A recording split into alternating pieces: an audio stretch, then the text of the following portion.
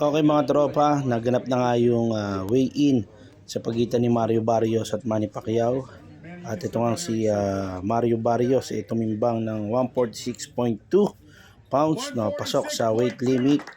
Habang tumimbang naman itong ating pambato, si 8 Division World Champion Manny Pacquiao ng 146.8 pounds. So kapwa pasok naman sila sa timbang ng 147 para sa kanilang WBC World Welterweight Championship title fight.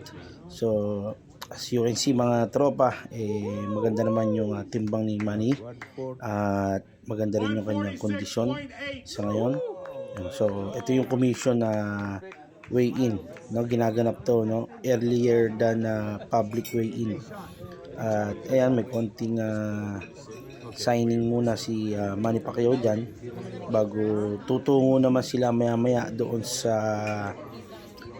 public weigh-in, no, yung marami ng crowd. Ito mga commission lang to, yung mga nagpa-final weigh-in.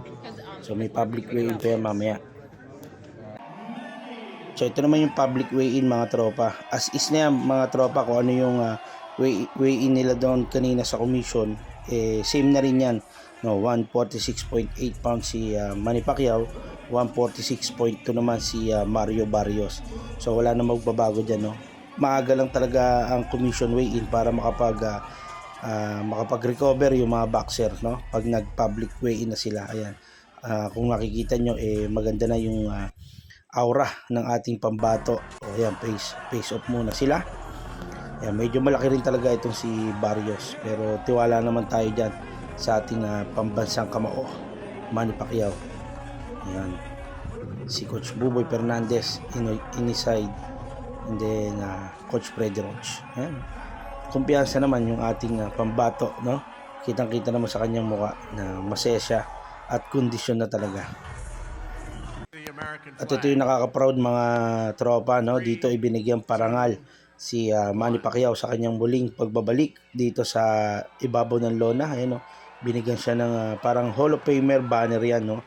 Sa MGM Ground, Las Vegas, Nevada. Ayan, no? He's back, no? Binibigyan niya sa mga Hall of Famer na talagang mga legend like Manny Pacquiao.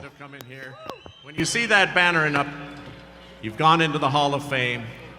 You've won in 8 divisions, 12 titles. You have everything. What made you decide that you wanted to do this again? First of all, I would like to, I'm so happy because I'm back, and I'm back because of boxing is my passion. I miss boxing, and I'm so thankful to God because until now He gave me the strength, keep me safe, and give me good health. That's why Manny Pacquiao is still here, and I'm back. The last man who said I'm back was